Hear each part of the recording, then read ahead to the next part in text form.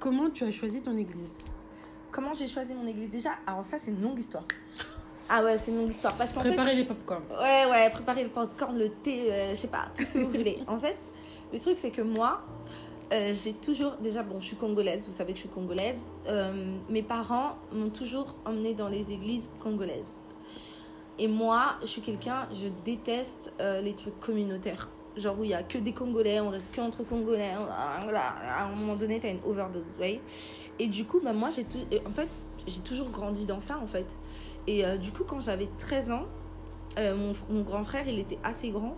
Et du coup, il nous a dit, voilà, genre mes parents, on avait le droit de plus aller à l'église parce qu'en fait on en avait marre. Moi j'en avais marre parce que dans leur église c'était que des trucs c'était que une église congolaise en fait. J'ai rien contre les églises congolaises hein. Moi j'aime beaucoup la musique congolaise, la louange congolaise et tout. Mes chanteurs préférés c'est des Congolais hein. Ça n'a rien à voir mais vraiment genre Michel Bakenda, Dena Moana et tout voilà. Mais en fait le truc c'est que quand c'est trop communautaire après ça, enfin je sais pas comment dire, genre Dieu il est pas congolais en fait. Voilà, tu vois ce que je veux dire, genre moi j'aime bien les églises où il y a de tout en fait, genre de tout. Et là, je me sentais pas bien. En plus, j'aimais pas l'ambiance, les trucs délivrance à gauche, à droite, des prophéties à gauche, à droite. Donc, j'en avais ras le bol. Et quand j'ai eu 13 ans, mon frère, il avait 15 ans. Donc, il avait l'âge de nous garder. Et on a dit à nos parents, on va plus à l'église. Puisqu'on en avait marre et tout. Là. Et ensuite, 2 ans après, quand j'ai eu 15 ans, et mes parents aussi, ils en avaient marre. Et du coup, ils ont quitté l'église aussi. Parce qu'il y avait toujours des problèmes et tout. Vous savez, les églises congolaises, les guerres de sapes. Tu vois, c'est ça en fait. Toi, tu es congolais. C'est pour ça qu'on peut pas être dans une église congolaise. Toi, tu viens le dimanche, tu viens pour chercher Dieu. Oh, il y en a. Ah non, dimanche, faut que je leur tape ça. Chaussures croco. Est-ce que c'est pas sérieux ça? Donc voilà. Donc j'en avais marre, j'ai craqué. Et du coup, après. Non pas pendant 2 ans, si à 13 ans et genre pendant 2 ans on n'est pas allé à l'église. Après genre mes parents avec le pasteur et tout ça se passait trop mal et tout. Mon père il allait faire des courses pour le pasteur, c'était devenu le chauffeur du pasteur, enfin bref c'était devenu le tout du pasteur, enfin bref c'était trop bizarre. Et du coup ma mère elle en pouvait plus, bref. Donc on a changé, enfin 2 ans après ils ont compris. Moi j'ai compris à 13 ans, eux il leur a fallu 2 ans pour comprendre. On va chercher l'erreur. Et du coup après ma mère ils ont décidé d'arrêter d'aller à l'église. Mais ma mère c'est quelqu'un, elle est très pratiquante. Donc pour elle c'était inconcevable de prier à la maison etc. Même si voilà, moi je critique pas ceux qui font ça. Mais voilà. Donc bref, on va pas rentrer dans ces débats là. Si vous voulez on fera ça un autre jour. Pourquoi il est important d'aller dans une église. Mais en gros ce qui s'est passé c'est qu'après ma mère elle cherchait une église et tout et elle a dit à ma tante, je me rappelle c'était trop drôle, elle a dit tu connais pas une église et tout, une bonne église? Elle fait surtout pas une église où le pasteur est noir. Et genre c'est trop marrant. Et genre ma tante elle fait mais je connais une bonne église à Saint-Denis nanana et tout. Et genre mes parents ils ont parlé de l'église. Ma tante elle a emmené mes parents, elle était dans une église, c'était un américain, un missionnaire en fait qui était venu et qui avait fait son église vers Val d'Europe. Donc elle comme elle habite à Chessy, c'était à un arrêt, donc elle allait là-bas. Mais pour mes parents ça faisait trop loin. Et du coup ils nous ont parlé de l'église Charisma, parce que moi je suis à l'église Charisma, donc pas de débat Charisma. Ceux qui parlent de Charisma, vous êtes jamais venus, donc vous ne savez pas de quoi vous parlez. Donc je veux même pas de débat dans les commentaires parce que je vais m'énerver. Vous avez entendu? Voilà, me cherchez pas, surtout pas sur mon église, d'accord? Voilà. Et mais c'est vrai parce que la plupart des gens qui critiquent notre église, c'est des gens qui sont jamais venus. Mais ils disent quoi en fait? Ouais, charisma, je sais pas, de toute façon tu verras, je suis sûre qu'il y aura toujours une zouave ou un zouave qui va venir dire ah non, charisma, tu verras. Ok. Et du coup, moi je suis là-bas depuis 12 ans et ça se passe très bien et moi j'aime mon église. Voilà. Si vous ne l'aimez pas, vous n'êtes pas obligé de la critiquer, passez votre chemin, ok? Voilà. Mise au point faite maintenant. Et du coup après donc mes parents ils sont allés et tout, ils ont grave kiffé, ils ont refait leur appel au salut etc. Après ils ont commencé à nous dire venez et tout. On était en mode ah non, pas des églises, non. Après ma mère était en mode mais il y a de tout, il n'y a pas que des Congolais et tout. Ah, tu mens. Elle dit le pasteur c'est un blanc. Je dis le pasteur c'est un blanc. J'ai dit non. Non, tout, parce qu'on avait eu vraiment beaucoup de problèmes avec le pasteur précédent et tout. Et du coup après 3 mois après on a fini par aller. Et quand on est allé, ma soeur et moi, je sais pas comment dire, on s'est sentis à la maison en fait. C'est comme si genre, je me suis dit mais ici c'est chez moi en fait.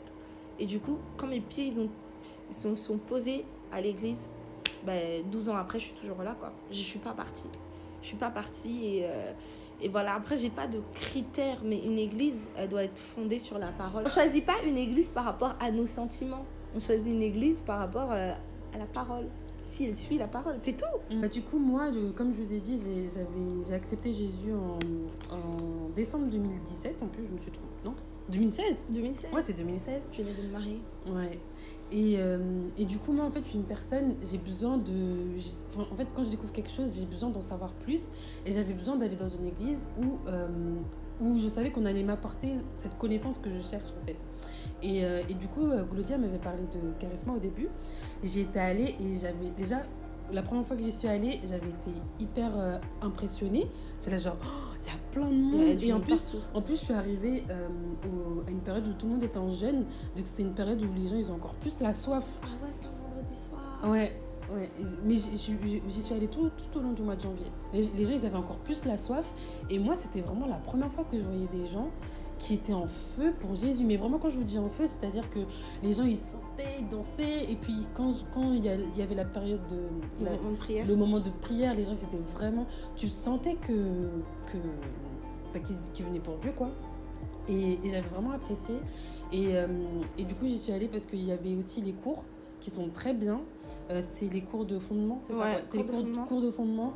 Il y a un bon suivi. Enfin, j'avais vraiment... Je ne l'ai pas fini. je l'ai fait pendant... Et pourquoi ça s'est arrêté? Je sais pas. C'est à cause de mes pieds? Ah non. Peut-être qu'il pue trop. Je rigole. La gamine. Du coup, je l'ai fait. Tu veux que je le mette devant ton nez pour que tu fasses Du coup, j'y suis allée pendant tout au long du mois de janvier, du coup. Mm-hmm. Et du coup, en fait, le seul problème, c'était que c'était pas à côté de chez moi. Ah, c'est vrai. Et il y a eu un jour où... en fait, je me rappelle, il y a eu un cours. Et ce cours, vraiment, ce cours, il m'a marqué. Il y a eu un cours où la dame, elle nous a dit que voilà, c'était important d'arriver à l'heure. C'était important de... Enfin, si par exemple notre église, il y a 2 cultes, il y a un culte le vendredi et le dimanche, c'est important d'y aller et que s'il y a quelque chose, je sais pas, le travail ou quelque chose annexe qui nous empêche d'y aller, c'est pas que c'est pas chrétien, mais c'est que... C'est pas la priorité. C'est pas la priorité, quoi. Et ça, vraiment, ça m'a marqué parce que jusqu'à aujourd'hui, ça... Enfin, c'est... Ça joue encore. Ça joue encore, ouais. Et du coup, voilà. Et il y a eu un matin où j'étais fatiguée. Et je m'étais réveillée trop tard. Enfin, j'avais raté mon train pour arriver à l'heure pour attraper la navette, etc. Mm-hmm. Et puis je me suis dit, j'ai pas envie de pas aller à l'église. Et il y a eu une église dont une copine à moi m'avait parlé. Du coup, c'était pratique pour y aller en transport. Donc je me suis dit, tiens, ma copine, une fille de ma classe m'en a parlé. C'est à côté de chez moi. J'ai besoin d'aller à l'église. Enfin, voilà, j'avais vraiment ce besoin d'aller à l'église chaque dimanche. Mm-hmm. Donc je me suis dit, vas-y, j'y vais, pourquoi pas. Donc j'y suis allée la première fois. Mm-hmm. Et en fait, c'est comme si je me sentais à la maison. J'ai vraiment aimé parce que du coup ils ont aussi des cours, donc ça c'est cool. C'est ce qu'elle cherchait vraiment, ouais, des cours au début. Des cours, et en plus des cours, j'ai vu qu'il y avait beaucoup de jeunes et moi j'étais dans une période où je refaisais un peu mon entourage et je voulais vraiment être entourée de personnes bien.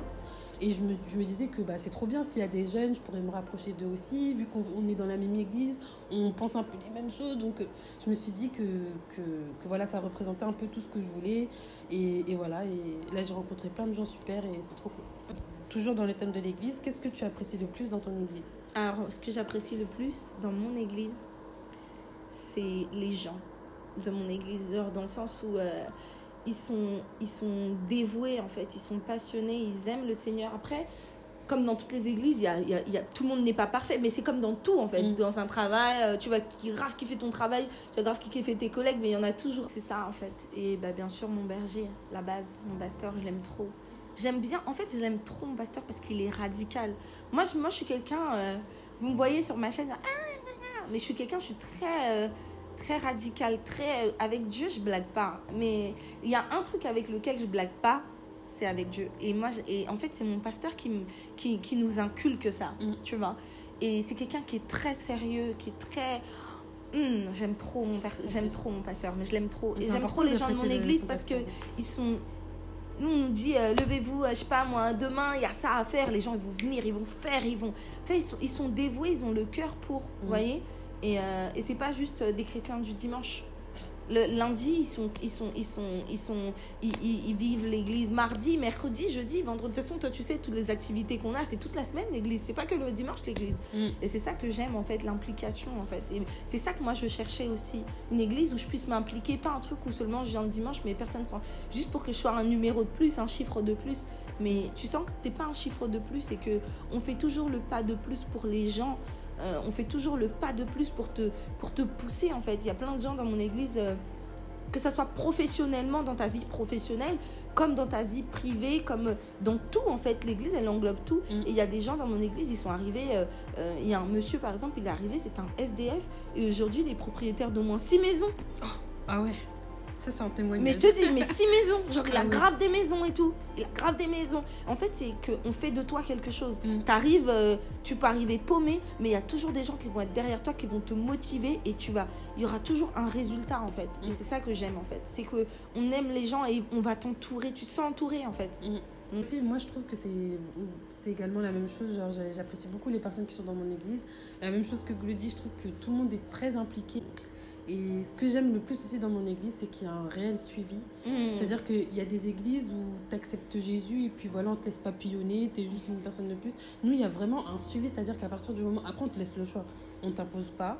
Mais à partir du moment où tu as accepté Jésus, on va te proposer des cours, on va te proposer de rentrer dans un groupe de prière.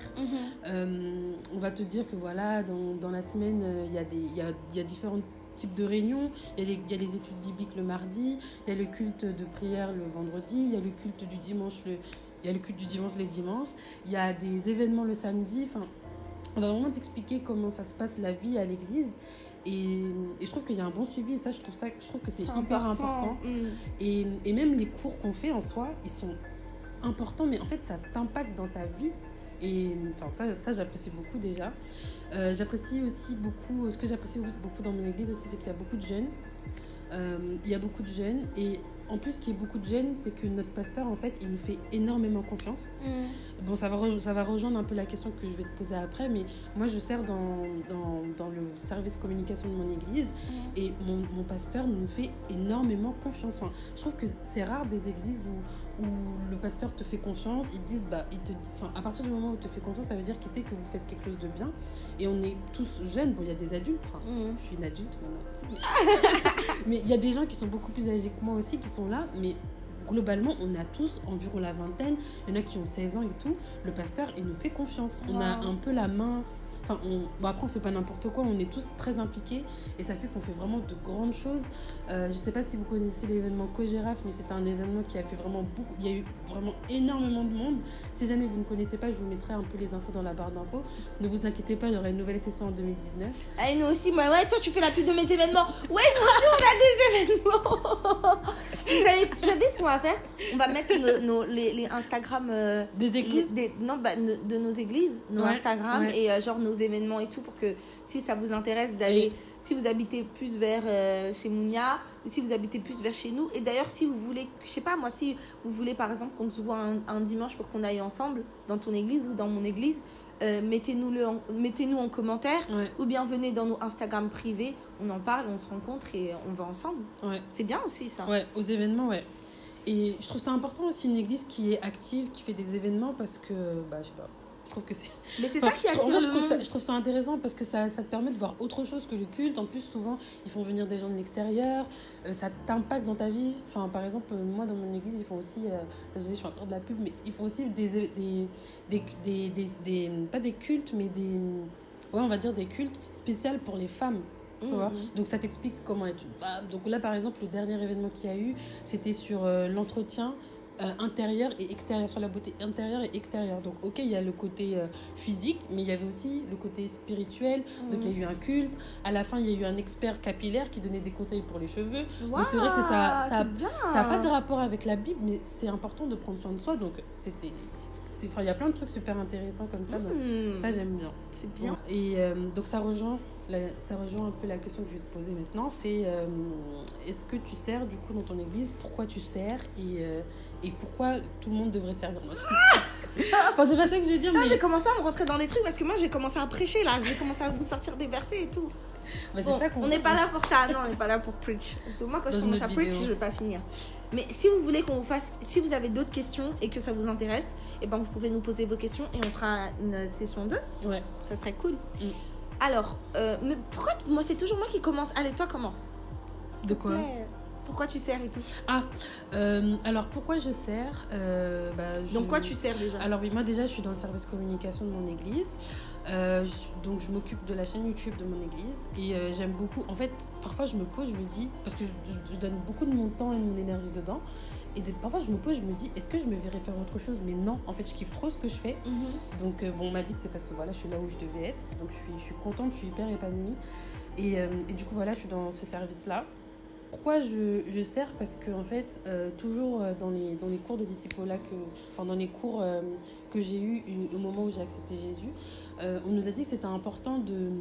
En fait, quand tu es chrétien, tu dois... Comment dire? Pas tu dois missionner pour lui, mais tu dois... ta vie, ça doit être un témoignage pour Dieu. Donc, c'est important de s'impliquer dans l'église. Mais j'avais lu un verset dans la Bible qui disait qu'à partir du moment où tu étais chrétien, il fallait s'impliquer dans la vie de l'église. Donc, en gros, moi, pourquoi donc, je sers... Alors, moi, je fais plusieurs choses. Enfin, il y a plusieurs trucs dans notre église, en gros. Mais on a le service le dimanche. Donc, le dimanche, je suis à la louange, à la chorale. Voilà. Et du coup, elle m'a snappé en train de faire une vibe. Là, j'ai dit, mais non! J'ai même pas fait exprès. Mais des fois, je chante sur mon snap. Bon, je l'ai fait une fois, mais bon, bref. Et du coup, donc je fais la louange, je suis à la louange. Après, on a aussi un truc qui s'appelle, c'est des cellules de prière. En fait, on fait ça la semaine, ça s'appelle les GF, les groupes familiaux. Et en gros, dans toutes les villes de France, il y en a un. Et dans non, de l'Île-de-France, pardon. Dans toutes les villes de l'Île-de-France, même à Campienne, dans 60, il y en a un. Il y en a partout. Et si ça vous intéresse, c'est le premier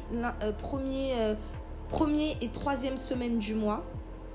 Et en gros, moi, je m'occupe, donc pour celles qui habitent, au cas où, on ne sait jamais, si vous habitez à Villeneuve-la-Garenne, 92 ou à l'île Saint-Denis, et si ça vous intéresse de participer à un groupe de prière que moi en fait c'est moi chaque personne, en gros on appelle ça des leaders de GF, et en gros on te forme à être leader de GF et tu as un cahier où tu peux enseigner et c'est un moment, ça dure 1 heure dans la louange, on va chanter, on va prier et ensuite on va partager un moment dans la parole, et en fait il y a quelqu'un qui va donner la parole, et moi là où je donne la parole, c'est à Villeneuve-la-Garenne. Donc si vous habitez à Villeneuve-la-Garenne, c'est le soir, c'est entre 19h30, 20h, c'est le mardi, le premier mardi du mois, et le troisième, c'est à 20h et ça dure 1 heure. Et en gros, si ça vous intéresse, vous pouvez dire. Donc je fais ça aussi. Je fais plein de choses. Moi, je fais plein de choses. Et après, il y a un autre truc aussi, ça s'appelle les mentors. Et en gros, on gère des groupes quand il y a des gens qui viennent d'arriver à l'église, et on les gère un peu, on s'occupe d'eux, on les coach un peu, voilà. Donc je fais ça aussi. Et là, je me réunis 1 fois par mois le samedi chez moi à la maison. Il y a des jeunes filles qui viennent, etc. On prie ensemble, etc. etc. Donc voilà.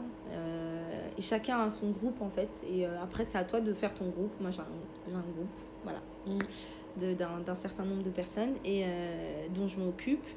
Et voilà. Et je fais plein de choses. Et pour moi, c'est important parce que, en fait, pour moi, servir, c'est... En fait, moi, on m'a servi.